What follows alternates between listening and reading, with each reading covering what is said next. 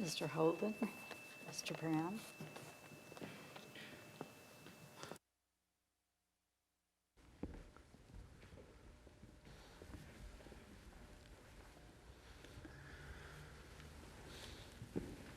Hello.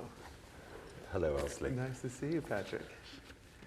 It's wonderful to be here. Yeah. Thank you very much for inviting me. I'm so happy you're here. We don't normally get to meet at Festival of Faiths.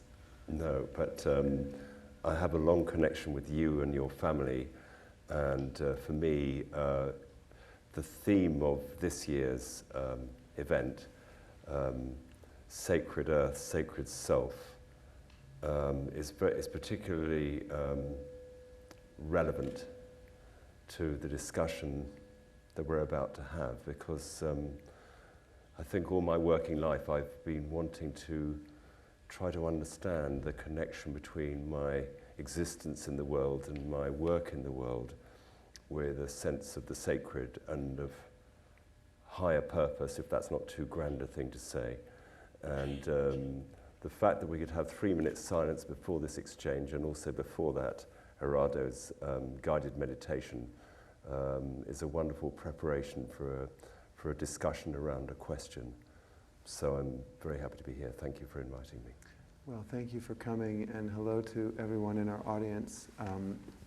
This program was thought about as an opportunity to do just exactly what you were speaking about, and certainly in general, this conference is attempting to enter into that territory of how we can take very real worldly matters and consider them from a sort of a spiritual point of view.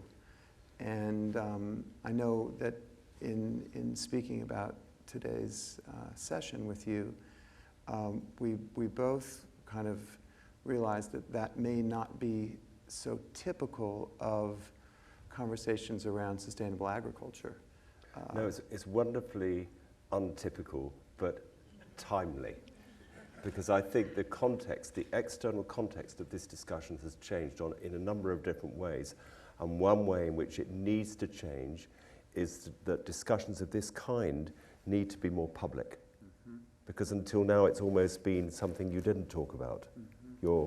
Your work in the world had to be very practical mm-hmm. and reductionist and scientific and evidence-based. Not that any of those things, well, with the exception of reductionism, are wrong. But I think that, in truth, many of us who are working in this sphere feel these other connections and these other pulls, and it's right that we should include them in a discussion. Mm-hmm.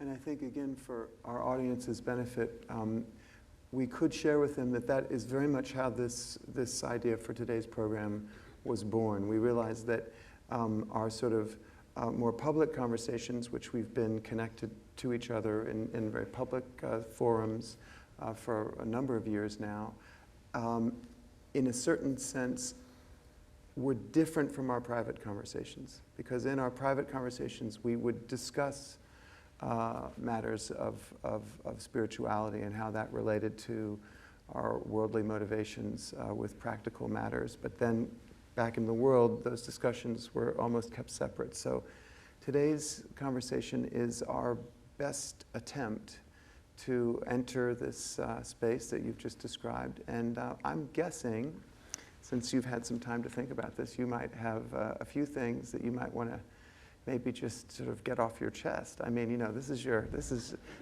first, chance to sort of be invited to do this. So you got anything on your mind? I would love that, but maybe I should say,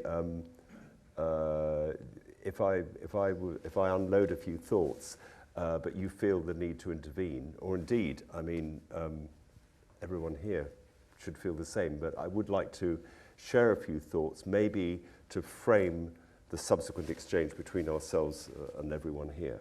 Would that be okay? I think that'd be great. And I'll just add a few tiny little things which might be helpful for our audience, particularly for those in the audience who are not familiar with Patrick or his work, and to just add on to what Kathleen's introduction gave.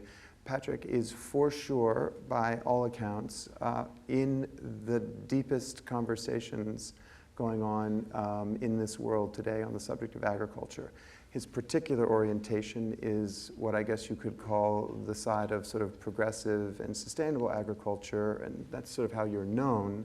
But in fact, the people you're speaking with and the conversations you're having are really just to do with agriculture. So in that respect, you are really at all of the tables that I'm aware of where the big sort of conversations are happening. You're convening a lot of these conversations. Most recently in London, you convened a conference that was unique in the whole territory of agriculture around basically sort of the triple bottom line territory, or as you called it, true cost accounting in agriculture, which dealt with all sorts of things like the word we must have heard, I don't know how many hundreds of times, of externalities to do with the economic dynamics at play with agriculture. So anyway, that's just a brief little way to sort of add to Kathleen's introduction to kind of help people understand sort of what you do during the day. And when you're not busy doing these sorts of things, you milk an awful lot of cows. As in, I know that you have to get on an airplane tomorrow specifically to go and milk your cows, because you milk your cows. Well, I milk them even more at the moment because my herdsman had an accident, and because of that I would have loved to have stayed for the whole of this event, but unfortunately I've got an appointment with them on Saturday afternoon. I'm landing in Heathrow at 7 o'clock on Saturday morning, and I'm going straight back to the farm. We have 80 Ayrshire cows, and all their milk goes for cheese making. And I'm the nominated person for Saturday and Saturday evening and Sunday, so I've got to get back. But of course, my connection with my farm is very important for me because it sort of gives anchorage to many of my observations about what is needed in farming, and I'll refer to that. And the connection now spans over 40 years. And it is a fascinating thing to have a relationship with a piece of land over that time and to observe the consequences of your actions on the land and the ecology of the place. So that will be one of my reference points in what I want to share. So if you let me sort of... Go for it, baby. Express it. I mean, what I would... I suppose that what I'd like to start with is to although the inner and outer connection is one that's I'm living with and I'm sure will continue to live with for the rest of my life, a more worldly question, which is related, I think, to it, is the question of what is health? Because it's so clear that health, in its deepest sense, including well-being and the spiritual dimension, as we've already touched on this morning, is one of the ways in which we can relate to ourselves, but also our environment and our higher purpose, perhaps. And so I want to explore that question first of all, from a historical perspective. Some of you will know that it's 90 years in, I think, 3 weeks' time since Rudolf Steiner was invited to give a series of lectures in what is now East Germany, was East Germany then, prompted by some questions from some fairly large-scale estate owners in East Germany who were noticing, this is 1924, a decline in the vitality of their crops. They went to Rudolf Steiner, who was a teacher, but a teacher who had no background in agriculture, which is very interesting. So where did he get all these ideas and knowledge from? And that, I think, is interesting too, because you could say that, this is something I feel very strongly, that when one is tapping into an idea which is relevant, it's almost as if the idea is not one's own. It's born out of perhaps some practical experience one has, or in the case of Rudolf Steiner, it obviously wasn't, because he wasn't in agriculture. And yet, when he spoke in the agricultural lectures, the people that were listening to him knew that he was touching on some deep truths. And the result of the lectures was the development of what is now called biodynamic farming, which of course is a major aspect of sustainable agriculture globally. And what the farmers noticed was that despite their best efforts, the vitality of their crops and their livestock seemed to be diminishing. So he gave a series of lectures in which he suggested that the farmers should undertake certain actions to counter this devitalization which was observed by the farmers there. And 90 years later, you could say that although the biodynamic movement is a strong force in the world, it's been overwhelmed by the headlong charge towards increasing yields and productivity based on a kind of reductionist approach made possible by the use of fertilizers, which of course developed as a byproduct of the explosives industry, the Haber-Bosch process. And then, because the fertilizers themselves artificially stimulate growth and make the plants more vulnerable to diseases, pests, and weeds, the chemistry industry then came on top of that and treated the symptoms of poor plant nutrition. So even though Rudolf Steiner really came up with a series of precise indications of how to counter this devitalization process, in mainstream agriculture, actually the opposite has taken place. And the other person that I would like to refer to, who's been a source of inspiration to me, is a man called Albert Howard, a British scientist knighted for his services to agricultural research, particularly in plant diseases, who was sent out to India, actually now the Hunza Valley, now part of Pakistan, in 1905 on a mission to teach the peasant farmers how to adopt more progressive Western methods of food production. And he had the humility to realize that he had nothing to teach them, because he observed that their farming methods, which involved the return of wastes in the form of composted residues back to the soil, so they practiced the law of return, resulted in plants that seemed to be healthy, even though the diseases were out there, which of course they always are. The plants seemed to be able to withstand them and stay healthy. And he also noticed that the animals that were eating these plants were free of parasites and didn't seem to suffer from diseases. And finally, the people themselves were vigorous, lived till 120 and were feared fighters. And he made the connection that the health of soil, plant, animal, and man is one and indivisible. And this is a profoundly interesting observation upon which the development of what is now being called the organic movement was based. And it is certainly my observation on my own farm that when the farming is right, health is the consequence. So really our quest should be to try to understand what management promotes health, which prevails against the pests, diseases, and weeds, which are, as Howard called them, nature's professors of good husbandry, because they reveal to us our management deficiencies. Now, this has been the opposite of the direction that agriculture has formed. So it's been artificial stimulation of growth, and then suppressing the symptoms of poor management and nutrition artificially through a range of pesticides, fungicides, and herbicides in agriculture, and then in livestock, antibiotics and other drugs. So we're really dealing with a culture of lack of understanding of what is positive health. And Howard said, I think I'm more or less quoting Howard, he said, health is a positive state when an organism, a plant, a bacterium, and whatever it is, an animal or a person, is in some sort of dynamic state of equilibrium with its environment and is able to withstand pest and disease challenges out of that positive state.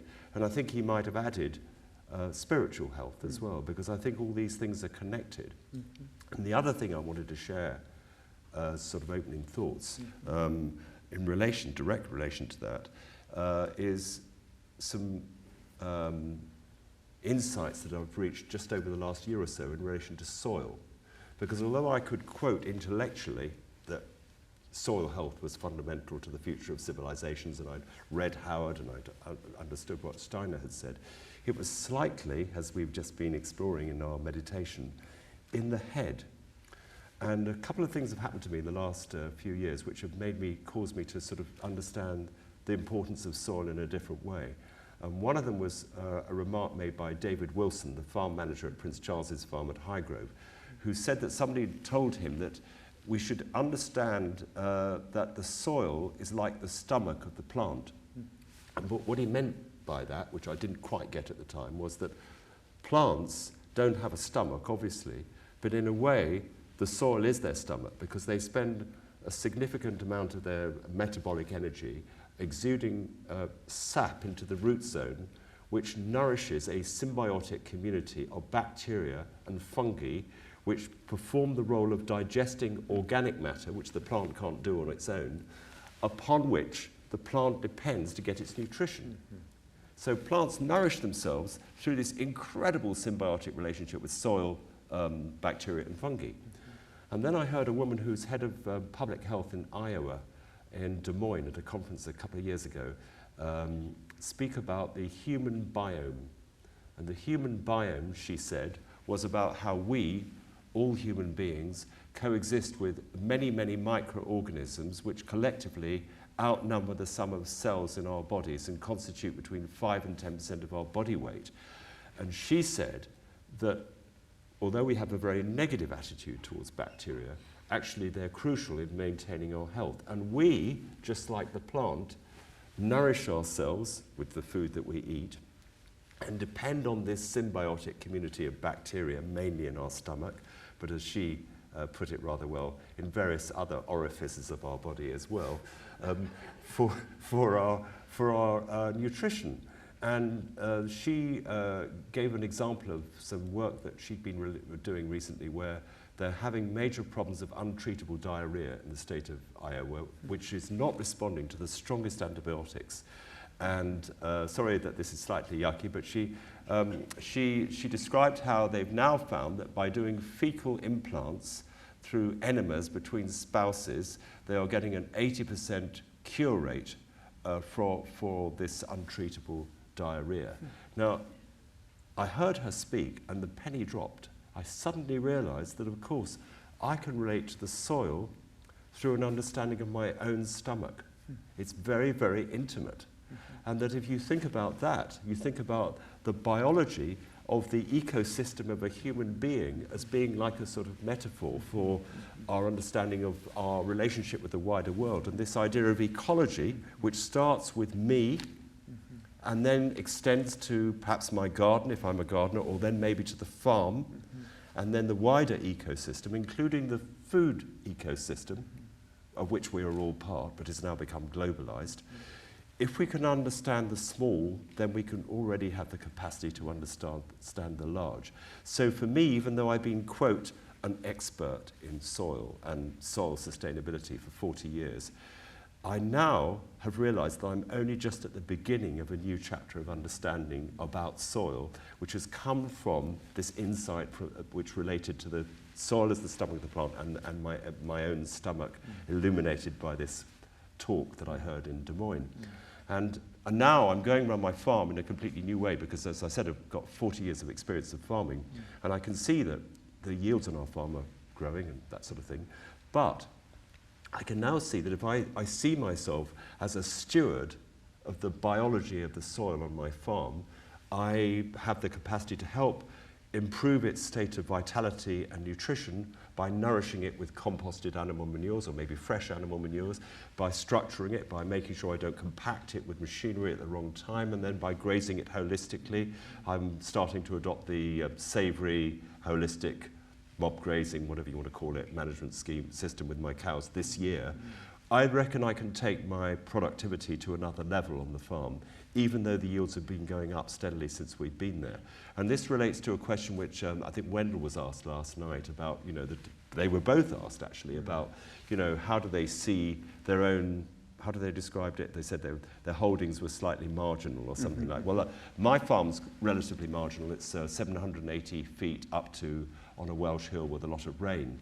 But I think the exciting thing, this is my insight from farming all those years, is that a farmer is like a manager of an ecosystem.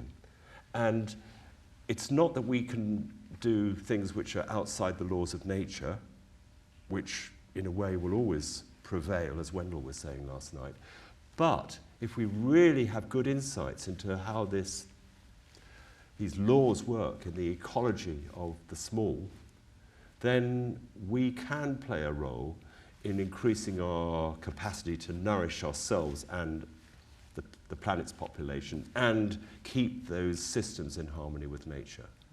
So that's kind of, that's the framing for what I'm thinking about.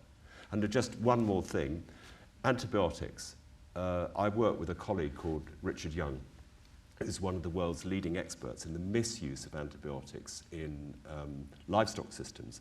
And we now, I don't know if it's been in the news here, but in the UK in the last week, there's been the news that we're on the threshold of a post-antibiotics era, where we may not be able to use them to save life and to protect from secondary infection after operations. And I think I can say I owe my life at least twice to the use of antibiotics. And 80% of all the antibiotics used in the US are used in livestock systems, which is completely interesting. And we've tried to avoid routine use on our farm. But interestingly, because we were closed down with bovine TB in our herd, we had to buy some cows in. And the cows that we bought in came from a farm where antibiotics were used. And we have a regular milk testing thing for our cows. And last month, we have like a league table of the somatic cell counts, which is the degree of potential subclinical mastitis, which is the main disease of the udder. And you have a printout of the highest cell counts and the lowest counts, highest being bad, lowest being good. And of the top 12 cows in our herd, in last month's printout, 10 of them were bought-in cows. And I think what's going on there, this is just a hypothesis, is that when you are involved with treating yourself with antibiotics, or in the case of dairy herds, these cows, they have a suppressive effect on the immune system with all sorts of secondary consequences which may last for years. They interfere with the digestion because they wipe out all the beneficial bacteria. And so these cows in their udders were showing that even a year after we bought them. So, I mean, those are the sort of interesting insights that you get from being a practitioner. So I'll pause there and see what you want to, where you want to follow up. I just need to tell our production manager, I think I'm going to have to throw my script away, man, because this is like, I'm just blown away by everything you're saying, and I have all these questions and thoughts. A few themes that I heard you mention that are very much on my mind these days. One was talking about ecology. The other was talking about biology, so sort of the biology of the ecology. The other was talking about metaphor. And so maybe I'll just start with those three things and say that it is interesting in a setting that's basically, we're here to sort of get at the spiritual questions, that the role of metaphor is just the ancient and essential way to address the spiritual matters. At minimum, it's shorthand, right? At minimum, it allows a conversation to progress more quickly because you can reference a metaphor and then onward the conversation can go. At best, it's a profound teacher, meaning the best metaphors really make you think. But I find it so interesting that you're, I think, saying, and maybe this is the first question, that possibly only through metaphor, or certainly with the help of metaphor, you can begin to lean into what is outside of the conceptual and maybe into the intuitive for feedback from, let's say, specifically your farm. Is that sort of what you're saying? I think so, yes. I think that,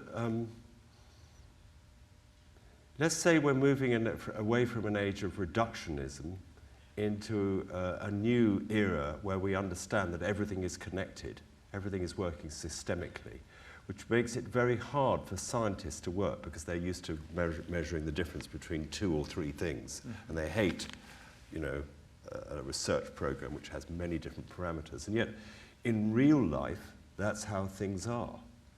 And so perhaps we can use metaphor as a way of understanding the truth of that, which then needs to inform how we apply the scientific method to better understand what we're beginning to discover through metaphor or something like that. And perhaps I'll give you an example of that. There is a newly emerging science called epigenetics, which I think is all part of this sort of bridge between the material and the spiritual dimensions in a weird sort of way, although it's pure science.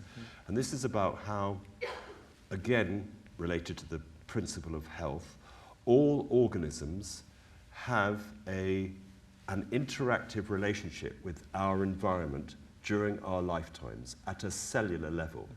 So what happens is that we live our lives, we feed ourselves well or badly, we encounter environmental chemicals, we have wonderful emotional connections or not so good emotional connections which cause us stress, and all these influences act on our cells at a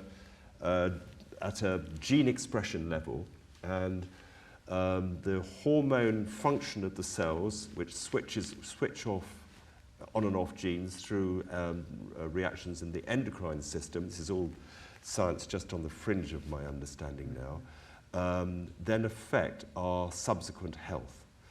So for instance, it's now becoming known that endocrine disrupting chemicals, including chemicals in the environment and in our food, can affect cellular function in the way that I've just described at levels as low as just a few parts per billion.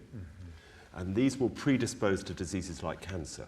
And there is some good science on this now, using feeding trials and that sort of stuff.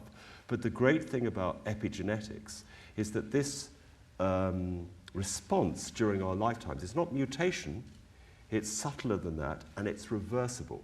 So if you have a bad diet, or you have emotional stress, or you do stuff which is affecting your cellular functions negatively and maybe making you vulnerable to certain diseases for a long period of your life. If you then improve your diet, reduce your exposure to chemicals, reduce your stress levels, then you can reverse some of that damage.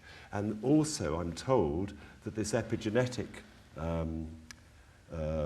response is also intergenerational to a degree. So this becomes just a fascinating story of one's relationship with one's environment, which is a sort of permeable thing, two-way, and how, as farmers and food producers, we are responsible for trying to increase the collective beneficial epigenetic effect of everything that we do on the people and the planet that are dependent on us. I mean, this is just, it's such a huge thing that's why I feel that we're at the beginning of a new period of understanding of our relationship with our environment in agriculture. Well, I mean, it is a huge thing, and I'm wondering if in many ways what has eluded us in the past is partly to do with just the reality of the post-industrial lifestyle that we're all in the midst of, which just has everything going with an increasing degree of pace that on a metaphorical level, we can't digest. There is too much going on for us to digest it all. And therefore we're having digestion problems. Yeah. And, and identity problems. Well, this is we surely should have identity problems if we can't even digest, right? Yes, and as Wendell said last night, we don't even know where we are or who we are. Right, so this starts getting really interesting. This is very interesting territory, because if the goal would be to know where we are and who we are, then the question is, how do you do it? So I think that what we're talking about, what you're talking about, certainly as it relates to the metaphor, is actually, it's quite simple. I mean, we were just given meditation instruction an hour ago, and it's remarkably simple on the one hand. The doing of it requires a little bit of, let's say, dehabituating or letting go of old habits, which is the practice, right? The practice of sort of focusing and concentrating and really in many ways letting go of the old habit of, in this case, in a case of meditation, clinging on to our thoughts, and in a sense, retraining ourselves to have a new habit of just being able to be present. Yes, and of course, you know, this is my experience, that the fruit of meditation is that the quality of the fresh thoughts which can arise when one has placed one's attention inside one's body and resisted the pull of these thoughts which steal one's attention, is that you then are in a position to have better observation and therefore better quality of thoughts, which we do need to address some of these issues. And maybe to then digest them. Exactly. Because see, this is what I'm wondering. It seems to me that much of what you've just talked about with epigenetics specifically, right, and some of the broader portraits that are awfully gloomy, that can be painted of our times. Which came up last night. Which came up last night, which came up yesterday afternoon, and I mean, you could have heard a pin drop, as hopefully we would in any instance where we're actually looking at what's really going on. When we actually look at what's really going on, it's all quite clear, painful or beautiful. Yeah. But the problem is we're not often actually looking at what's really going on.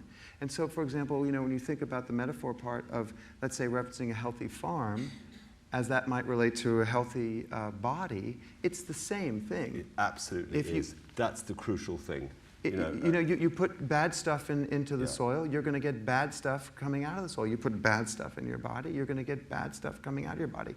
So then why are we missing this, right? So I think it's definitely a relationship between slowing down, kind of like we're just doing now, speaking openly and honestly with each other about the facts as we know them, and maybe using metaphor as shorthand so we can get on with some of the business of describing a situation.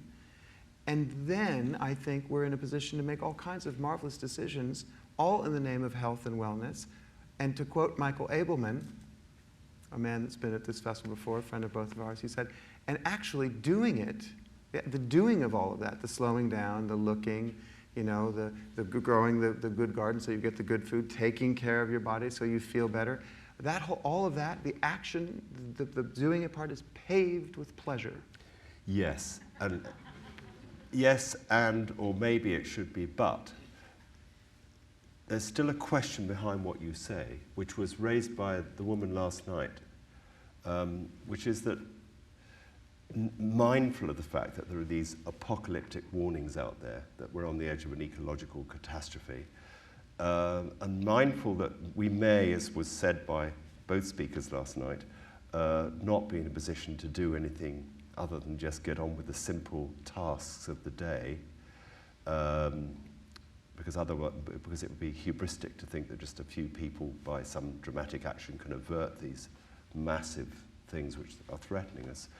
Nevertheless, I'm just speaking personally now, I want my actions, however small and insubstantial they are, to be kind of aligned to what, if it was applied on a big scale, would be part of the solution to address climate change or to address some of these awful things that are happening to our planet. Because I feel that there's a sort of personal responsibility I have to my children or to future generations, or to just, it's just a responsibility to try to do the right thing.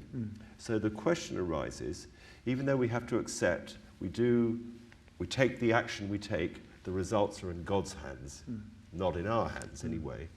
What is the right thing to do? And I think this is one of the burning questions of our time in relation to food and our future practice on farms and with food systems. And, you know, I said earlier that maybe you could see the farm as the cell. If you think of a food system like a vast organism, which is like more than the sum of its parts, and then you think of the farm as the cell in the food system, back to the sort of discussion about epigenetics, really, then what action can I take in the area within my ability to control the cell, which would be then scaled up, part of a solution for the whole? And I think that's a question that we have to sit in front of in relation to our food systems. Because if, as Wendell said last night, you know, the globalization of everything means that we've lost a sense of relatedness to place, especially through food, actually, because food is the most intimate thing, as Wendell has also said. Eating is an agricultural act, but it's now like a globalized, anonymous agricultural act rather than a reconnecting with one's local terroir. How can we take steps which are meaningful and scalable on our farms in relation to what we buy, the food that we buy, which will then, scaled up, be part of the solution? I'm not sure that anybody has really got the answer to those questions, but I think they're the questions that we need to sit in front of now, because we need to replan our food systems. If you go into your kitchen and you do a kind of audit on what's there, or your fridge, I just did this the other day, it's incredible, because our kitchens are like an airport. It's as if they are everything in them has come from all over the world, mostly produced by somebody we don't know, whose farming system we can't imagine. And it's almost a miracle that you could achieve a food system like that. But when you really think about, is that really the future? You know, that it can't it's be. weird. Yeah, it doesn't work. I mean, we know, again, I think this is, so let's get into this. Let's dive into some specific stuff so that our audience can maybe know that we're trying to, this is actually grounded in some on-the-ground stuff. So let's talk about the Seralini project. Let's talk about Seacom as an example of anti-desertification. And let's definitely talk about your work with Prince Charles, because I think he's, in this country for sure, and maybe the world over, he's a very much under-celebrated person who is both a champion in a very practical way of what we're talking about, and is a champion by way of his deep understanding of all of this. So those are the three things, and then we're going to have a Q&A. But right. on the first one is about Seralini. The first one is a depressing subject, Yeah. and the second two are optimistic. And one last one I want to just put is the relationship between soil health and climate change, meaning healthy soils as carbon retainers, let alone and so, sequesters and the whole thing. Okay, so I'll start with you referred to Seralini. Seralini is a French scientist who was an expert in is an expert in the use of GMOs in agriculture, who became concerned because he had access to the results of the feeding trials which resulted in the licensing of certain genetically modified crops, but also the herbicide Roundup, all of which were conducted using the standard methodology which has resulted in the approval of all pesticides and novel crops since the Second World War, where it even gets to that, which is a 90-day animal feeding trial normally conducted on rats. And the thing about 90 days and a rat is that a rat apparently has a metabolism 27 times faster than ours, so you can sort of fast forward health outcomes. But 90 days is only mid-adolescence. So our assessment of the safety or otherwise of all these chemicals and other stuff that we've introduced has been based on testing rats till mid-adolescence. And if you think about ourselves, generally speaking, if we abuse ourselves during our youth, which many of us might have done, it isn't until midlife that the cracks show. So it's sort of counterintuitive that you should cut off the experiment, the feeding trial, at 90 days. So what Seralini did is he decided to do a 700-day feeding trial on rats using Roundup-ready corn, sprayed and not sprayed with Roundup, and Roundup itself at various dilutions. And obviously we haven't got time to go into it because it's just a long thing. But suffice to say that he had some worrying outcomes in relation to kidney and liver disorders in the male rats, but some even more worrying outcomes which were challenged by the scientific community relating to a dramatic increase in mammary tumours in the female rats, like 270 to 300%. But when the results were published in a peer-reviewed journal, many members of the scientific community said, well, you can't make any claims about this study because it's flawed, because the number of rats in the trial weren't enough to be statistically significant, and various other criticisms, none of which, in my opinion, stood up to close scrutiny, all of which should be taken into account in designing future research programs to make sure that these products are safe. Because if Seralini's initial findings are proved to be correct, we should withdraw the licenses for the chemical Roundup, which is the most commonly used herbicide in the world. It's used on all the Roundup-ready corn and soy that is grown throughout the Midwest of America and in many other parts of the world. And the Roundup residues, which are now in the crops and in the water and even in the air, in the Midwest in particular, are already at levels which are likely to cause endocrine disruption in human cells. So this is it's just one example of why we should be concerned about our present farming system. Yeah, so this is, I just want to say, and it's certainly worthy of our applause, and I think just to connect back to an earlier thought, this experiment, and this is by the way, of course, science is our friend, but the question is, it's also our tool. Yeah. We are in charge of how the tools are used. And so we should use the tools to take an honest look. That is that is the goal of science, is to have an unbiased look. But unfortunately, as we well know, a lot of times now science is being used by people who have a very specific outcome in mind. Let me use that, if I may, just to sort of connection into a discussion about, which you really sort of touched on, which is that what should our attitude be towards what many people in the movement of which I've been part, the environmental and food movement, regard as being a kind of sinister, hidden agenda, vested interests, corporate conspiracy, call it what you want, when you encounter this stuff. Now, obviously, as I've alluded to in what I've just said, there are real concerns about the way in which the regulatory process has gone wrong. It's no longer it hasn't served the public interest for many years. But in my view, I don't think the correct response to that is to demonize anyone, actually, who's apparently not serving the public interest. It's much better if we talk to them and display a decent attitude towards them, because many of these people are just trying to make a profit for their shareholders, which is us in many cases, and ask tough questions. So, for instance, if the science that Seralini's work was based on was actually sound, we should talk about the science. We shouldn't talk about whether Seralini was this, that, or the other. We just talk about his science. And I think this should inform our attitude towards discussion with the big food companies and even the big chemical companies. Because if we don't engage them in a constructive way, we will be marginalized, because we'll be accused of being hysterical, Luddite, came up last night. I'm not sure if I'm a Luddite or not, it's a discussion. It just doesn't help. It is so important, I think. And again, to use metaphor as our friend, I think if we, let's say, in the spiritual community, can say things like, we are all one, exactly, then that means there is no them. Exactly. Which means it's only us. Yes. Which means we and the CEO are the same. Yes. Which means when we sit with the CEO, whenever we sit with anybody that we simply cannot understand because we think we would never act that way, we have to own some kind of different attitude and say, well, even if I'm faking it, I'm going to pretend I might act that way, and imagine a conversation that's just about us.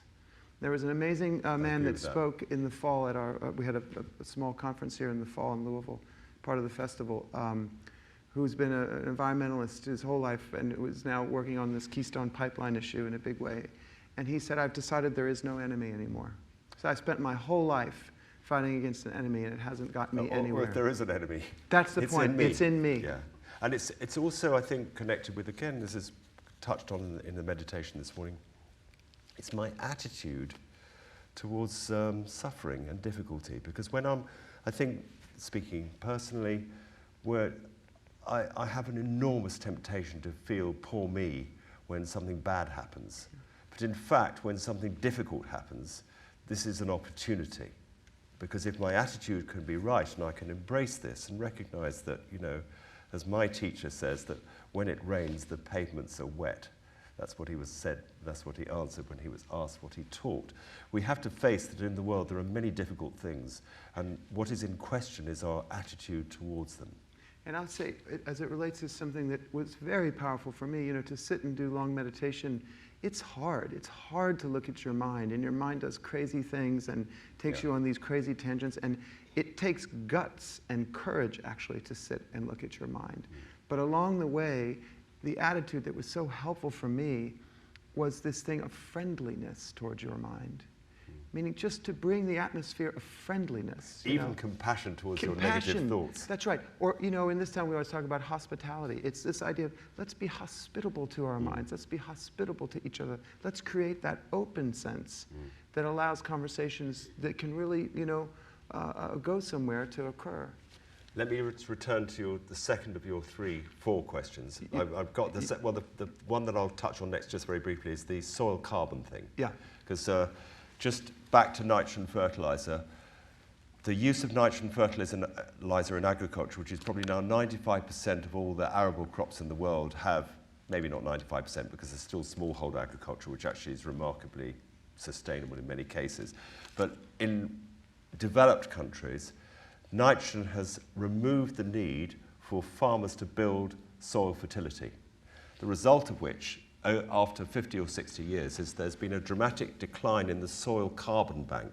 And it now turns out that the soil is the largest reservoir of carbon on the planet. It exceeds the rainforests, the oceans, everything.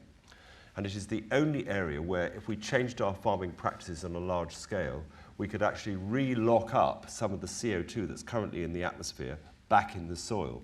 And the way we would do that would be by introducing rotational farming practices with legumes in the fertility building phase of rotations, to lock up the carbon and the organic matter upon which the crops that in the arable phase would depend. Now, if that was scaled worldwide, you'd probably increase the soil organic matter content of the world's arable soils by 1 or 2%. And according to Professor Wendy Silver, who's at UC Berkeley, she thinks that that could have the potential to actually take 100 parts per million of CO2 out of the atmosphere. Now, that approach is being applied in Egypt on a very large-scale program called the SECHEM project, where they are making composts and restoring desert soils to incredible productivity simply by using very sort of modern composting techniques based on ancient principles, and introducing soil organic matter, which holds water and just primes the sort of ecological cycle.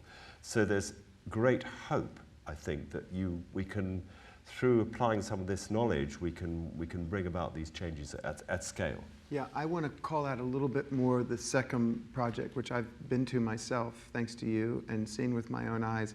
And it's worth maybe just taking a minute to describe, what I saw, and then see if maybe you could touch a bit more on it, because actually it embodies everything that we've spoken about here, including, by its very example, the ability to deal with the cynic.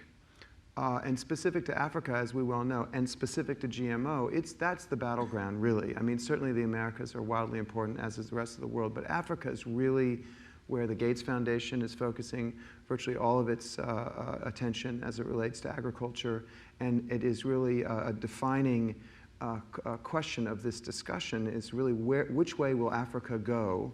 And right now it is definitely looking like the way of endochrome disrupting. Maybe. But yeah, and you've got a lot to say on that. Well, I'll just say something about the Gates Foundation, if I may, because I think that, applying the principle that I just tried to explain, which is constructive engagement, and more than that, recognition that many people are well-intentioned but may not have the best information. I think that the Gates Foundation and some of the other large development organizations have been completely well-intentioned in the aid programs they've introduced into Africa, but perhaps they didn't have some of the information which is just emerging.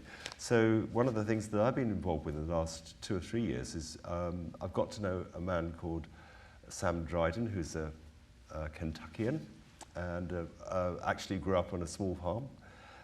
Until very recently, he was the agricultural director of the Gates Foundation. A really good man, and he's become a personal friend of mine. And I think that, he sent me the Gates strategy for the development program in Africa a couple of years ago, this was now. And I noticed that the metrics, which is, this is jargon, outcome metrics. So the Gates programs obviously need to be assessed to see how effective they are. And they had a very narrow range of outcome metrics, mainly based on increasing the dollar income of the smallholder farmers. And it struck me that obviously it would be good to increase the prosperity of smallholder farmers, but if the unintended consequence was poorer health, more dependence on outside fertilizers and seeds over which they have no control, poor nutrition for children, reduced biodiversity, blah, blah, blah, this would not be good. So I've suggested that the metrics against which the Gates Foundation measure the outcome of their project should become more holistic. And I think that's been taken on board. So that would be just an example of what needs to happen. Because the Gates Foundation themselves actually believe that their programs should be focused on improving the quality of life of smallholder farmers in Africa and elsewhere. And that's not a bad aim. So yes, there's a discussion about GMOs to be had and hybrid seeds generally and fertilizers. But actually, the more important discussion is to be had on why those inputs are not as sustainable as a different approach. Well, I'm sure that you've just given the perfect explanation to why the work that you and others are doing is so valuable, because you're helping this conversation unfold. And I know, again, just to call out the Seacom example, it's amazing. I mean, really what is happening is you have a father and a son team who have decided, very much inspired by Steiner, to take a scalable approach. So there are, I think it's something like, is it 20,000 acres now that they've influenced? So 20,000 acres of sand have been converted into 20,000 acres of, in this case, certified biodynamic woodland and farmland, simply by a giant composting scheme. So it just keeps scaling, and so all the water now, the whole water issue in that part of the world is, healthy soils retain a whole lot of water. They use 40% less Nile water than conventional systems. Right. I mean, obviously they use Nile water because in Egypt you have to. Right. That's a whole another discussion. But it reminds me of another thing which the Sustainable Food Trust are working on, which is the idea of beacon farms. Because it seems to me that we do need to inspire best practice in the next generation of food producers. And the best way to do that is to identify the places which are demonstrating best practice and make them places of pilgrimage so that people, existing farmers, but especially young people, visit them, either physically or virtually, and are inspired by them and then adopt those practices.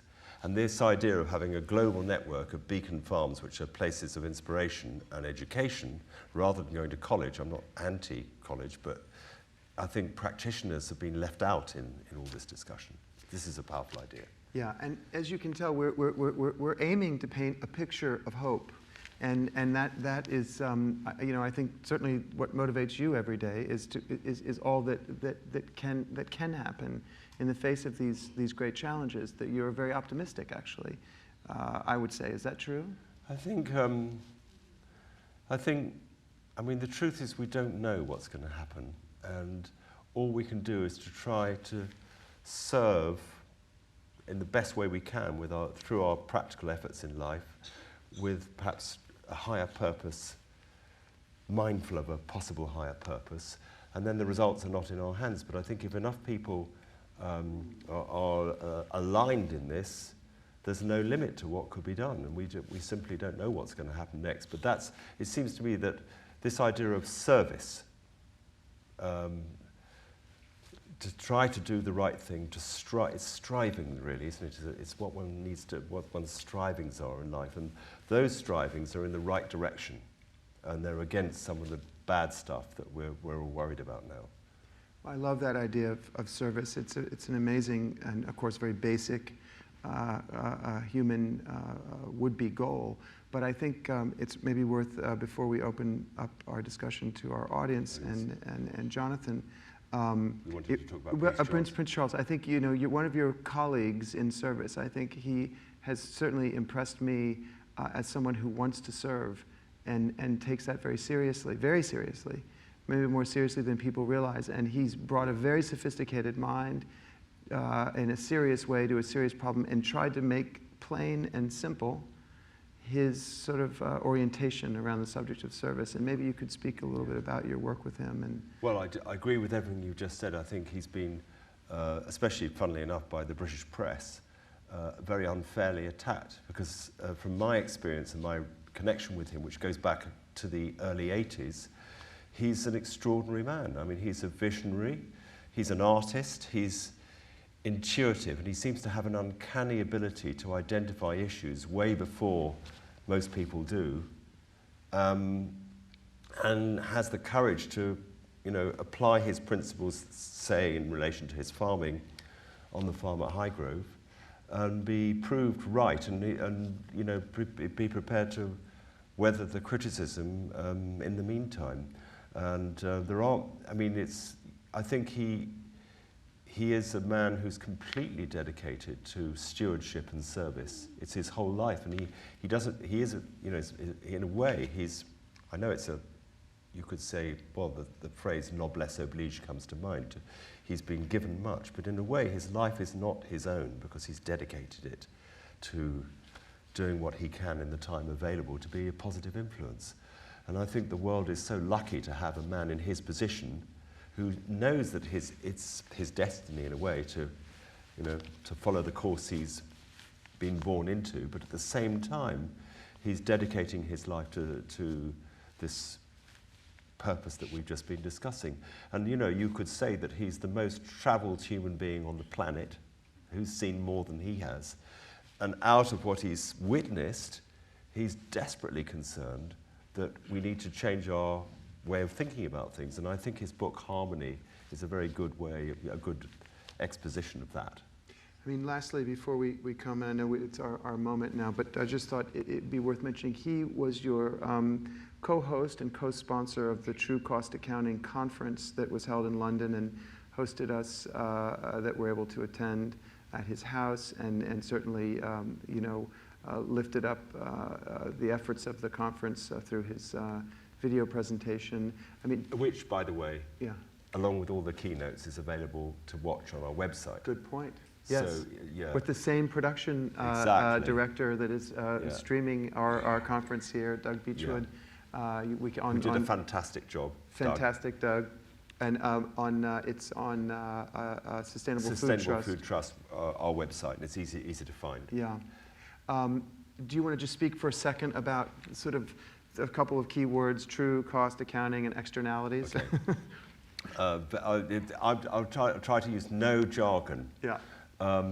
I always imagined that we live in a market economy, and we put a value on goods and services, and that's probably the least worst option of getting through the world in terms of our trading relationship with things.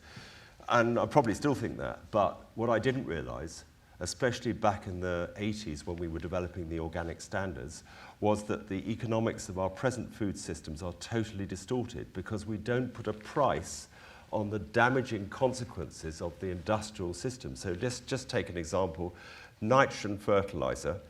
It's the single biggest cause of emissions which are causing climate change, and it pollutes the environment, and it destroys biodiversity. If you're a farmer and you buy, sorry, I'm going European metric, a kilogram of nitrogen fertilizer, you pay €1 for it. You get €3 of benefits in terms of yield. So there's a business case for buying fertilizer. But if you put a price on the emissions and on the nitrate pollution and the loss of soil carbon and the biodiversity, you find it not only wipes that €3 benefit out, it's more than that. And if you put the public health costs on, that's more contentious. It might even be as high as €9 worth of damage. But none of that's on the price tag of the nitrogen. So as a result, the industrially produced food, which everyone's eating these days, appears cheap in the shops, and the sustainable, organic food has acquired a reputation as niche, rich people who can afford it and not mainstream. And that's even polarized the farming community and the science community, which is a terrible thing because we're all confronting now climate change and resource depletion and growing food insecurity and feeding the 9 billion, all those things. And we need to be united around finding sustainable ways of dealing with these problems, but for as long as these economics are distorted, it's going to make it impossible for mainstream food companies and farmers to adopt more sustainable practices. So what we did in London was we tried to initiate a process of identifying these categories of damage, whether it's emissions, nitrate pollution, soil carbon, that's natural capital, water, all these things, and then public health, which is probably the biggest of them all. If what I was saying earlier about agricultural chemicals causing bad public health outcomes is true, you put a price on that. Think of the price that you'd have to put on the cost of the food. If we can first of all identify and get good data on the nature and extent of this damage, and then look at the positive side as well, maybe we could pay farmers to be carbon stewards, or we could reward farmers for not using nitrogen fertilizer because it'd be better for the health of the environment and ourselves. In order to do that, we need a lot of data, we need a lot of public understanding of the issues, but the absence of true cost accounting in food and farming is one of the biggest barriers which is preventing the more wide-scale adoption of sustainable agriculture. And it should be noted that this conference actually was the second Yes. True Cost Accounting Conference, the First was first here. of which happened here a year ago Yeah. in April, and you had a lot of And folks from you all and your over. family just might have had a little bit to do with that. There was a little bit going on there, Thank you very and much. our great pleasure. But I mention it mainly because I think here we are in Louisville, Kentucky, and in this state we are thinking about the same issues Yeah. in different ways that are going on in Africa or England or in Argentina or Canada. It's all the same questions. Because everything is connected, and people say, oh, well, you can't talk about some panacea and some universal solution to the world's agricultural and food problems. Actually, I think there are some unifying principles which bind all this stuff together. Yeah. We're connected with the fertility of the soil, with the biome, with the ecology of place, with the need to manage water. There's a lot We're all of... made of the same flesh Yeah. and blood. Yeah, and there's a sort of, what's the word? There's a porousness about our relationship with each other, but also with the environment, and we need to be more sensitive to that. Yeah. Listen, why don't we invite wonderful Jonathan Bastian to join us, and Jonathan, you can set us straight here, because I know there's... Yeah, so have we gone off-piste? Probably, yeah. But we'll see how we do with your help. And then I guess, too, eventually, Jonathan, you can help us invite our audience into this. Yeah, well, let me begin by thanking both of you for that lovely conversation. And I was sitting there taking notes and learning a lot, because this is a conversation that we're having in the media constantly right now. But to get different perspectives on this is really fascinating. So I really want to open this up to the audience. And I know we have some great questions out there. So prepare those, because I'm coming your way in just a minute. But let me throw a few things out to you from the journalist side. We have a very big population right now, and we're seeing this explosion in China. We're seeing it in India, and of course, we're seeing the ramifications of factory farming. But at the same time, it's lowered prices everywhere. It's allowing people to eat in these developing countries. Do you have enough faith in the systems that you're talking about in sustainable agriculture that it's really going to be able to keep pace with these developing countries around the world? Is it possible? I don't think it's going to be possible to feed a peak population of whatever it is, 9 billion, with a Western diet. We need, people talk about planetary boundaries. We probably need 3 planets to do that, or 2 planets, or something like that. And by a Western diet, I mean high quantities of mainly increasingly white meat, which is almost exclusively grain-fed, and in the case of red meat in America, also grain-fed, which is regrettable. But if we were to link the productive capacity of truly sustainable agriculture to diet, and that's may sound a simple thing to say, but it's not being discussed in that way very much, and communicate what we could eat appropriately with people who are interested in eating, which should be everyone, then we could do it. And what would that diet look like? It wouldn't all be kind of, vegan and depressing. I mean, that's my... I don't mean that negatively to all vegetarians and vegans, but I am a dairy farmer, so I would say that ruminants should play a central role in sustainable food systems, and there's been a lot of criticism of methane from ruminants, but actually the carbon, which I just was referring to in the conversation with Owsley, that would be sequestered in the soils would more than offset the methane emissions. So I think if we ate, it's what Michael Pollan talks about really, lots of plants, not too cooked. Cooked, yes, because that's his latest book, but not too cooked, not over-processed. Red meat in moderation, some white meat is a treat, but the white meat should be fed waste, swill with pigs, and grazed where possible, because it's surprising how much grass actually poultry and pigs can eat. So it means getting the animals out of factory farming and white meat altogether. End of. Red meat, but mainly forage fed. Dairy cows can have a bit of grain, I would say that when I'm a dairy farmer, because they can use that. But even with dairy cows, it should be mainly forage. And that those animals should be put back out on the fields and help rebuild the lost fertility of the soils. And if we did that, and we did it effectively, and we really put ourselves behind it, we could feed the world. We're feeding the world. Don't forget, 50% of all the food that's produced in the world at the moment is wasted. In so-called developing countries, it's mainly before the farm gate. In our countries, it's after it leaves the farm gate in the form of greyed outs or fridge stuff that we just don't eat. So, you know, there's huge capacity to make better use of the food that we're producing at the moment and to make changes in our farming systems and our diets to meet these challenges of climate change and everything else. I also wonder what it's going to take, though, on a very simple level, which I'd love to hear you talk about, which is just that we need a reason to change our actions on a day-to-day level. Like, very practically speaking, we need to wake up and do something different. Yeah. And these are hard decisions to make. And I've interviewed Bill McKibben and other folks, and this is kind of an issue that they're all dealing with. So do you think it has to be done on a governmental level? Does it have to affect our pocketbooks? What's it going to take? I don't know. It's such a good question. I mean, I heard this supermarket executive talk in London the other day, and he was describing his market. And he said, our market divides into 4 sections. And he said, there's the greens. He said, we all know about them, you know, people like us. We don't really pay much attention to them because we know they're already kind of there. Sure. He said, then there's the kind of light greens, the aspirationals, who are a bit more, you know, they're swept around and doing a bit of this and lifestyle choice, and if some celebrities are doing it, they might do it, and then the recession comes and that sort of stuff. And then he said there's an even bigger group, which is the thing that really got to me. He said there's the fatalists.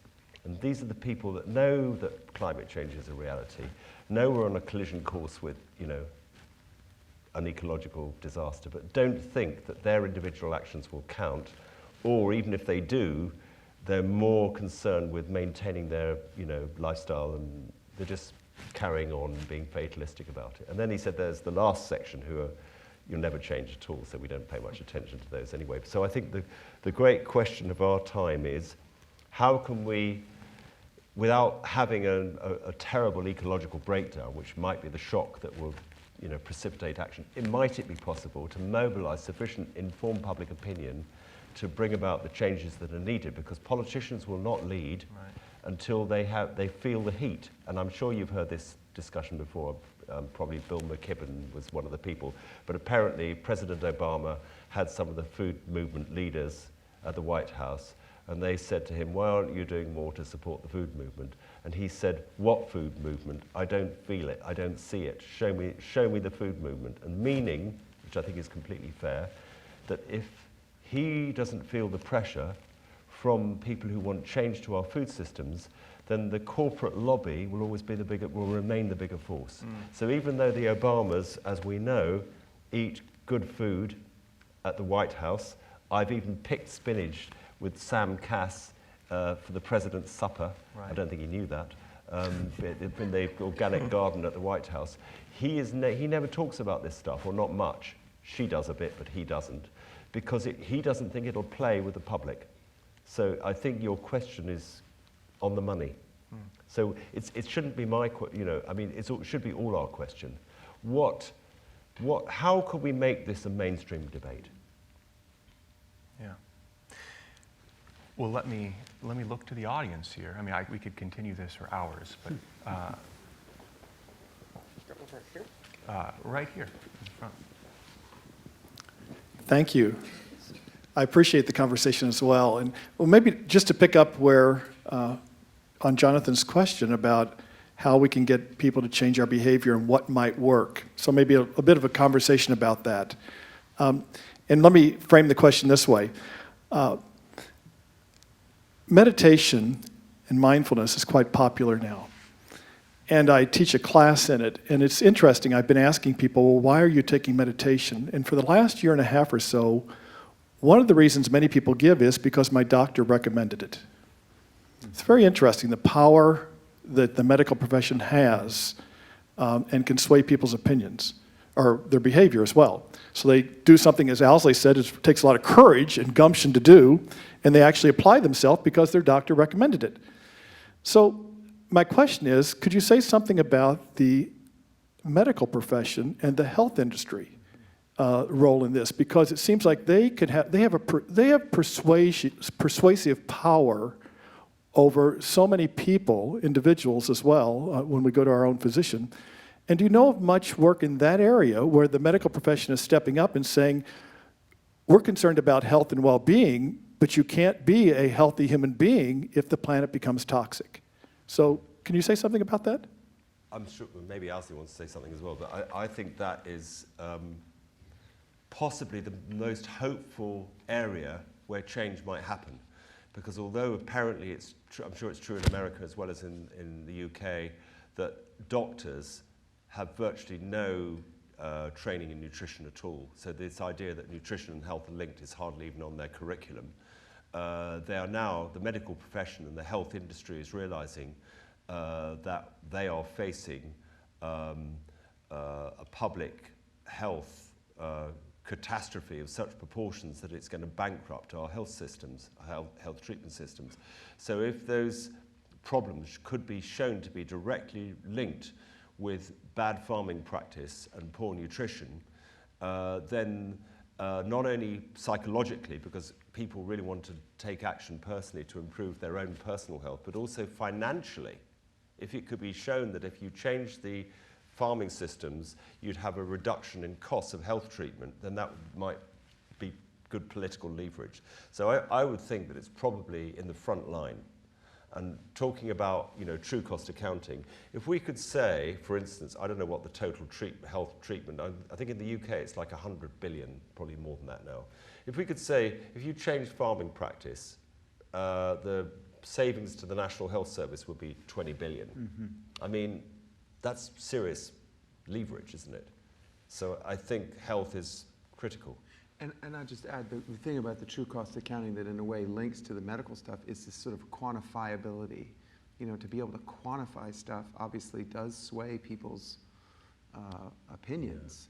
Yeah. And so I think we would all do well, in a certain way to just encourage people out there who are in sort of the business of quantifying things to go for it, to really look at this stuff. Mm-hmm.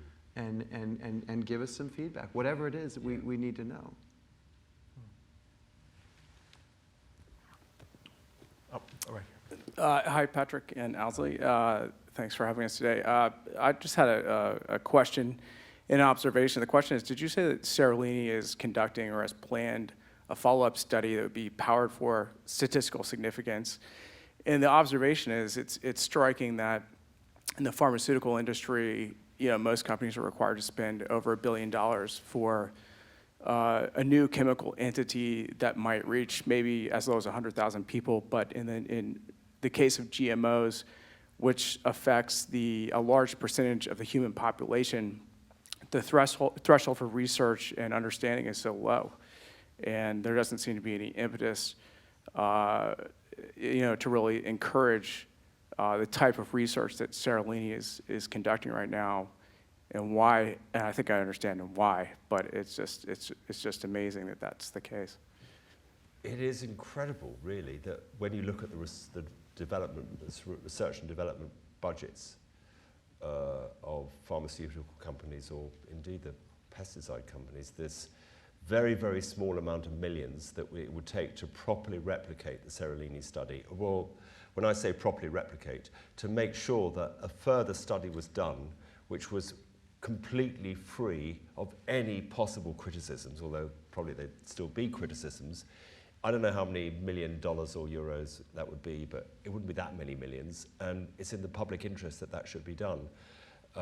There are some foundations, US foundations, that are willing to support this kind of stuff. So hopefully it will be done in the not too distant future. And even the EU now is talking about the need to replicate it, but they haven't so far put enough euros on the table to do the study which the scientists that know about this think is good enough. I think it's obvious that there are vested interests against this, but I think what I would observe about all this is that it's incredibly lonely business to challenge an orthodoxy. So if you're working in the scientific community and you're attached to a university, and some of the funding comes from companies that are maintaining the status quo, and you know that if you speak out about this, you're going to lose your job, that's tough. So somehow we need to find the money to replicate this study and do similar studies like it, because that would hopefully move the move the data forward so that you could start to make a case which is based on sound science.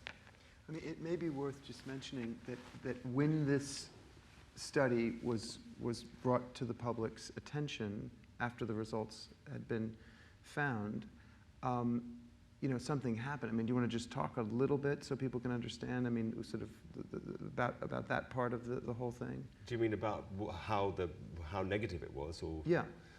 I mean, just sort of what happened. I mean, there was an announcement to. There was an announcement, and then there was, you know. This was when, a year and a half ago? It was the 19th of September 2012. So, yeah. A lot of scientists, some of whom were you'd expect to speak out against the study, but some of whom, you know, were more surprising. But it was like what's the word? You know, tidal wave. Yeah. It became the orthodoxy to say this is a flawed study. And just to give you a very good example of this, I was involved in the press launch in London, and we had the BBC there with the environment correspondent was there. There's a program called Newsnight, which is our kind of flagship television news analysis program. They did interviews with, not with Seralini, he wasn't there, but with another chap, a scientist who was there. And we confidently expected it to go on the BBC News that night and then be on their news channels.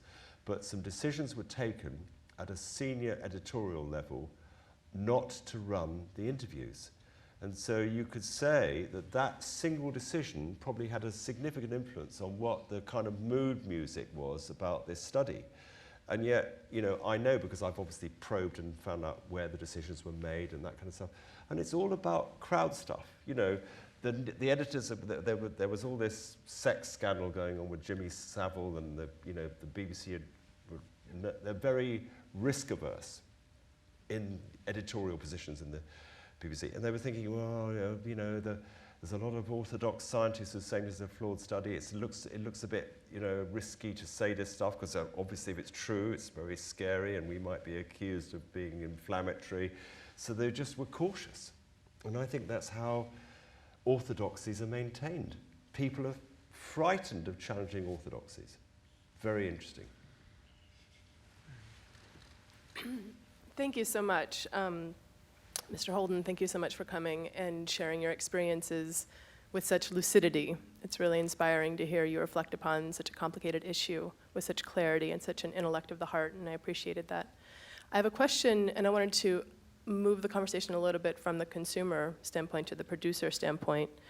And the agriculture that you're describing with such attention to biodiversity and to place and to rebuilding the fertility of the soil is so labor intensive, and so few people farm, and so few people have the knowledge of that kind of farming, and that labor has been so systematically devalued for so long. It's been enslaved, and now people who are doing it, it's called unskilled labor.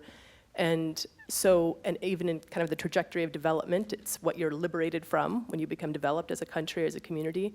So how do we revalue the hard labor of milking cows or of living an agrarian life as intellectual work and as spiritual work, and really bring a dignity back to that work? Well, I completely agree with all the points you've made, and it's so interesting that people refer to like the tyranny of working in the fields as if it was sort of some sort of underclass thing to do, you know, and we've liberated ourselves from that with all the, you know, machinery and everything we've got. And yet, you know, as again, David Wilson, who's a mutual friend of Owsley and myself, the farm manager of Prince Charles's farm, he says, he talks about meaningful physical work and how it's the greatest thing that you can do. And in a way, you know, talking of meditation, if the need is to connect the centers, our three centers, our physical, emotional, and intellectual centers, then if you work physically, you're already, you know, you're working with your body, and the human body was designed to work physically. I mean, it was evolved to work physically. And when my experience is I have my best thoughts when I'm working physically on the farm. You just feel better connected. So it's a weird thing that we've sort of made working on the land, you know, really a socially, you know, something you want to escape from. It's just extraordinary, really, that that's the case. I don't know what we can do about it. I think we have to reinstate the social and economic status of working on the land, and I suppose that means in the end, you know, paying more for agricultural workers. I mean, there is an economic underclass producing most of the food that we all eat now. I mean, you might think it's just here, it's not. In the UK, it's Eastern European migrants that are packing all the food and working in the... There's this slaughterhouse down the road from us in West Wales, a place called Llanybother, which kills 2 million lambs a year. And when you go in there, it's like entering a Polish community. Even though there's lots of local young people in Wales unemployed, they're all Poles. I mean, they've still got a work ethic. And somebody said to me the other day, and this is kind of interesting, because one of the things that Howard said, he said, if a nation industrializes its agriculture, it will end up with what he called a C3 population, a population of diminished physical and mental health.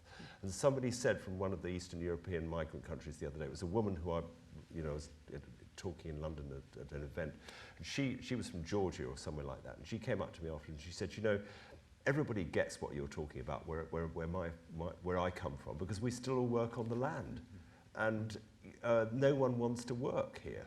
And she said it really struck her. And I think there's a kind of greater physical vitality about people who live in these countries where they still are connected with food. How we reverse this? I mean, I suppose I should try and answer your question. I'm not sure that I just haven't got an easy answer. I just know that you're right, that we need to do that. I would say, though, that this is where we are seeing quite a bit of hope right now. I mean, when I was in college, I had friends that were dropping out of school to go work on organic farms. I could list half a dozen people that went off to start farms. Are they still there? A lot of them are. I mean, not all, but then also, what about the movements in urban centers? I mean, even in Louisville, on a smaller level, you have chicken coops in backyards, and you know, I mean, people are all talking about urban gardening as well. So, aren't you seeing some real positive changes just in terms of just the changing face of the farmer as well? I think, if I'm honest, I think the food movement, particularly in engagement and sort of inspiring young people, is ahead in America than it is in the UK. I was wondering actually about that. What are the differences in terms of the level to which we appreciate and act on these issues between the UK and the United States? So maybe you can say more. I think we were ahead of the US, but something's come off the rails a bit in the UK over the last few years. It's a long, complicated discussion as to why that might be the case. But certainly, I think one of the big differences is exactly as you've just said. In the universities, the food movement seems to be really gathering momentum. I don't think you could see that, nowhere near to the same extent anyway, in UK universities, on the UK campuses, which is worrying. I'm not deeply pessimistic about this. I mean, I've got 4 grown-up children, 3 of whom are directly working in food. One of them, my son Sam, is a cheesemaker. I've got a daughter who's a grower in Dagenham, so that's very relevant to what you just said. That's a place in London, and she's doing exactly what you just said. And then I've got a son, Tom, who's a chef. So I can see that it is possible for this to happen. I suppose I just don't think it's really caught, it hasn't really taken off. It hasn't sort of crossed the threshold yet. And I think the economics are part of it. Oh, sure. So how much are we prepared to pay for food? Right. That's an issue, isn't it? And that's partly related to true cost accounting, because the trouble with this true cost accounting thing is that if you're going to say to presidents and politicians, why don't you adopt this true cost accounting thing? Oh, by the way, the effect will be to put up the price of food by about 20%. They're just going to say, forget it. And yet, at the same time, I mean, if you bring the medical part into it, I mean, of course, they are going to say, yeah, you do, I mean. But you've got to get through that. You've got to say, actually, the true cost of food we're already paying for, just in hidden ways. Right. So we've got to get a narrative which gets people to understand that. But even just sitting here today, it seems that narrative isn't that complicated. I mean, you know what I mean? Like, meaning I think whether it is complicated or not, I mean, we have to do it. But just sitting here, it seems like that narrative, if this whole room starts talking about that from that same script, Well, all I of a would sudden, be very interested in that, actually, that question. I mean, is there a feeling, what is our perception of the key barriers that are against that narrative becoming a mainstream discussion? know, what's the problem? Is it just too complicated? What is it? Okay. Well, there's a question over here. A man waiting patiently, who I have to admit is actually my dad.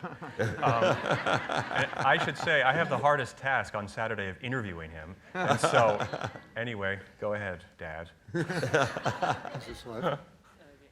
So, excuse me, Owsley, nice going for trying to get spirituality into the conversation in the beginning.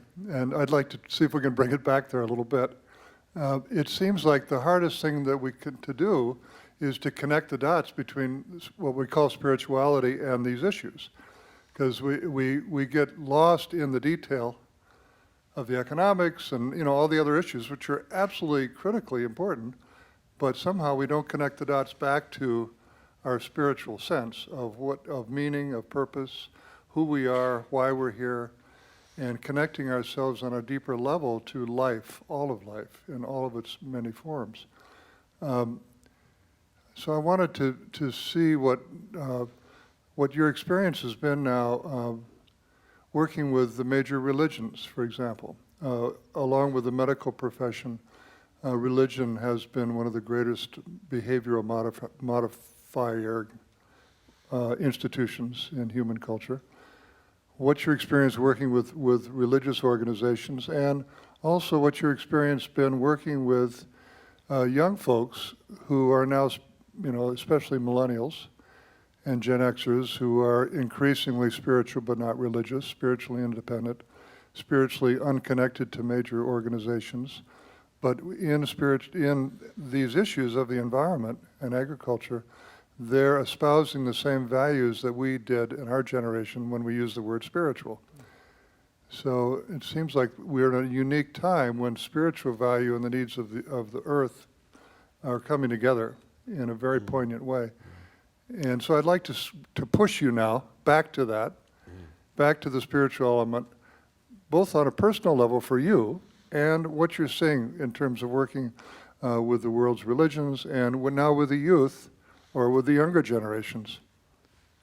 There was a man called Martin Palmer, who's the head of an organization called the Alliance for Religions and Conservation, who spoke here 3 years ago, maybe? Something like that. One of these events. And he has launched a program called Faith in Food, which is harnessing the collective power, hopefully, of all the world's major faith communities to get behind integrating the food and sustainable agriculture issues more in their related to their what their practices are, and also what they, as it were, preach in terms of their what spiritual practice in relation to food should, that should manifest. And I think it would be fair to say, if Martin was here, he would say there's interest in all the faith groups in this now. But speaking personally, all my roots are in the Anglican Church, in my, as it were, my genetic background. My great-grandfather was a bishop, and my grandfather on the other side is a missionary. So I think I can, you know, if I'm going to criticize the Anglican Church, at least I can do it from a position of kind of, you know, coming from that base. I don't think the Anglican Church are really across this very well, not very deeply. And why that is, I'm not sure. And it seems to me that, you know, some of the Eastern influenced faith communities are ahead of the more Christian, Western religious faith groups in taking action in this. I'm not sure so that's like an orthodox answer sort of thing, but in relation to the difficulty of connecting what we've been speaking about, which is very, do you think it's gravitated towards worldly stuff? I suppose it has, This really. conversation? Yeah. I think it has, but I think it, I mean, you know, we set out, but this is the problem. I mean, meaning we need another hour, and then we can get back into, but in this case, you know, it was a bold thing to try and go there. I don't know. I feel we have to be there. So if you're asking me, how important do I think this connection is? I think it's central.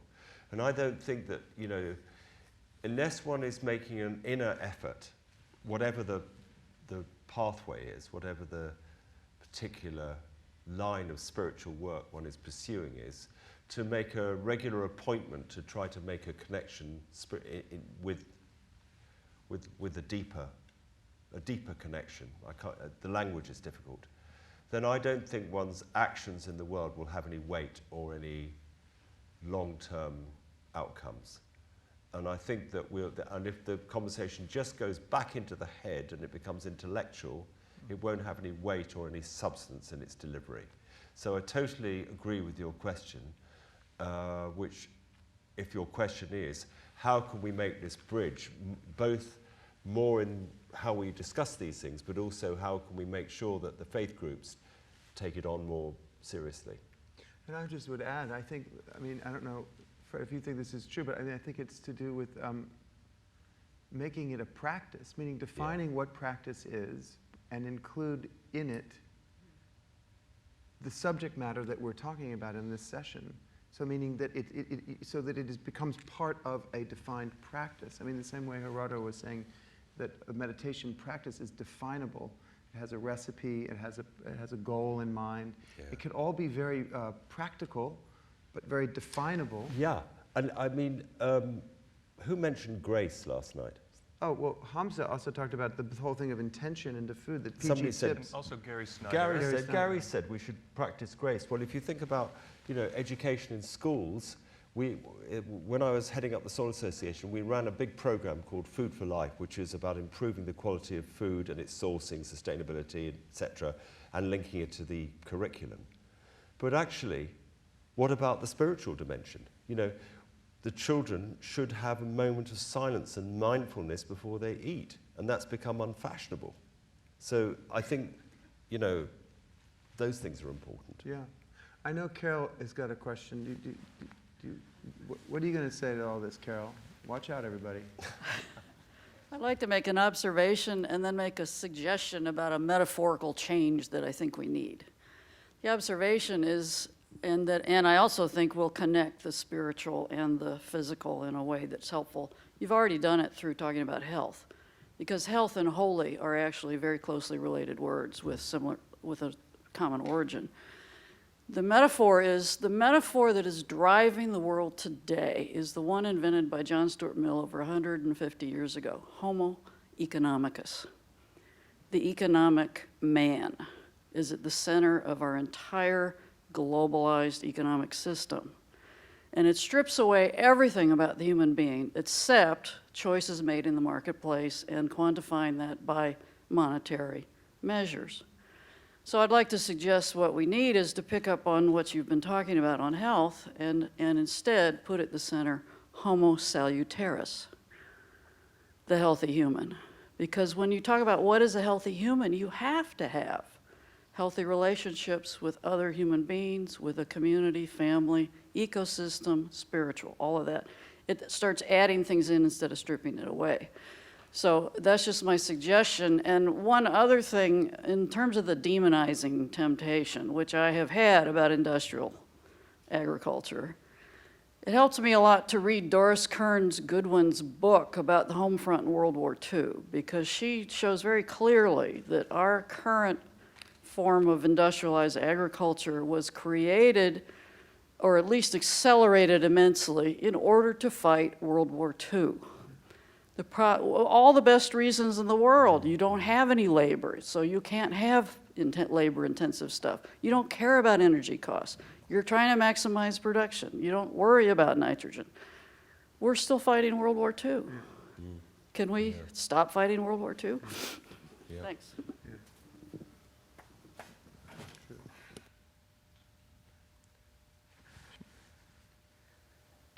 Hi. What I really wanted to say so urgently is the reason I think that you both spoke so eloquently is that you quickly told us about the problem. We know that we're on a tipping point with our health in America. The endocrine disruptors, the amount of kids getting Crohn's disease, the diabetes that's expected to be 1 in 3. So we know we're there, but you didn't spend the whole time talking about it. Instead, you brought up what I think are some of the most global profound examples of how we get to the next step.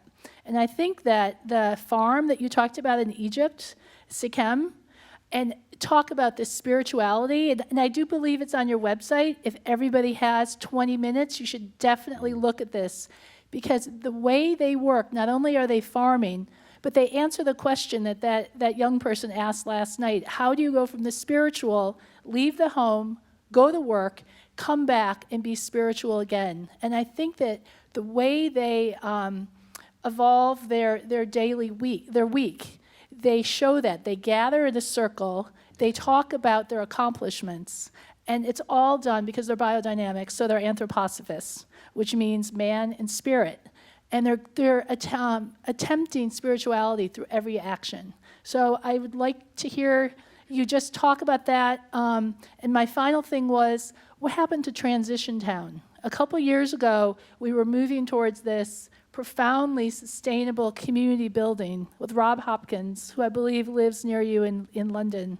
And now it seems like it's disappeared. So, great. I'd love to hear about it. Okay, thank you. Just quickly, we're in Woodstock, New York. We have a core group in Transition Town.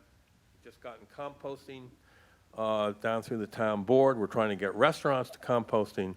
There's a huge Transition Town movement in the Hudson Valley. We're one of about 14 small towns that have transition movement. So it has not disappeared in the Hudson Valley in New York. Anything I'd like to react to, though? Well, just to what Lee said about Sikhem, I agree that I think they are probably the most inspirational example of a truly integrated approach which embraces the spiritual dimension in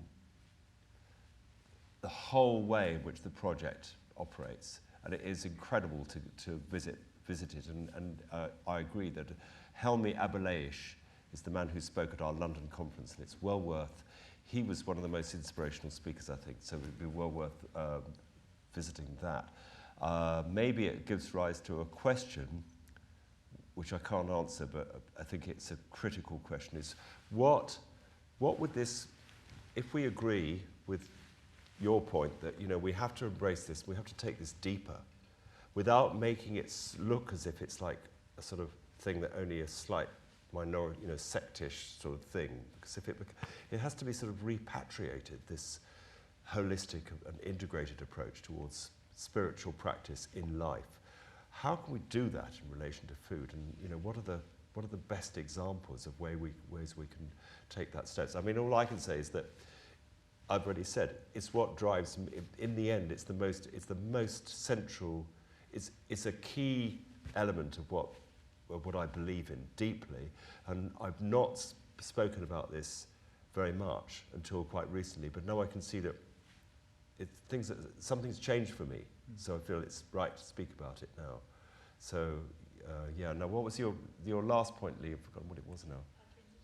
Transition towns. I agree with what you said. That I mean, the problem with transition towns is that fracking and other brilliant technological ingenuity in extracting the last dregs of fossil fuels that are buried in the earth has given society the illusion that we can continue to dine out on fossil fuels for the foreseeable future, not taking into account the fact that we're frying in the process. And so I think that to a degree the transition town movement has lost a bit of momentum simply because people think, the fatalists think, let's carry on extracting them because we have to keep the economy going. But Rob Hopkins, I mean, he just came to the US last year, and he's definitely alive and well, and the movement is still pretty strong. And in case you don't know what the transition proposition is, it's that we, all of us, need to develop plans for replacing our current dependency on fossil fuels and an abundance of everything with lifestyles, both in terms of our physical use of resources, but also spiritual and well-being, which enable us to go forward in a positive way once we start to run out of stuff. We're just about out of time, but Patrick, I want to just give you the last word here. If there's anything that you would like to leave us with as we end this session today, that maybe you'll be thinking about as well as you move forward with your work, as you return home to the UK. I don't know. I mean, there was a couple of people that wanted to ask questions. I mean, maybe they should have the time, not me. But okay, well, we'll do one more. But I don't know. I mean, all I want to say is that I am optimistic because I think I want to spend the rest of my days on this because I think food and the need to develop more sustainable and meaningful and properly connected food systems are one of the most important issues in the world today. And I feel that any sort of implication from anything I've said that this couldn't go mainstream, I don't believe that. I think something's going on. I mean, live streaming, stuff. I think that right ideas can spread in the most extraordinary way, like yeast, or they can spread virally. So just because we haven't gone mainstream yet, it doesn't mean to say we wouldn't go mainstream tomorrow. So I think tipping point is closer than we think. I think that's perfect. Thank you. And let's have a quick hand for Patrick and Owsley. Thank you. What about Mary Barry? And just a quick reminder to those of you as we continue our day here. Oh, okay. The program goes on today. Just a reminder, at 2:30, Restoring Health and Wellbeing Models of Inspiration with Monica Weiss. That's going to be fascinating. I had a chance to interview her earlier last week, and what she knows about Merton and a lot of other things is going to be really neat. Also at 7 o'clock, Reflections Through Art, photographs by J. Henry Fair, images of our Earth in crisis. That's at 7. Also, 40 Pains, a film by Laura Dunn. It's going to be a really neat night of multimedia presentations as well, so please come out to that. If you're hungry, which I'm sure some of you are, speaking of great food, local food, there's actually a great food truck with all the stuff we're talking about right outside that I want to let you know about, just across the street. So go check that out if you need to get a quick bite. And that being said, why don't we end, Owsley, with a little silence and carry on. Thank you. Thank you so much, Jonathan. Thank you so much, Patrick. We'll just sit for a few minutes.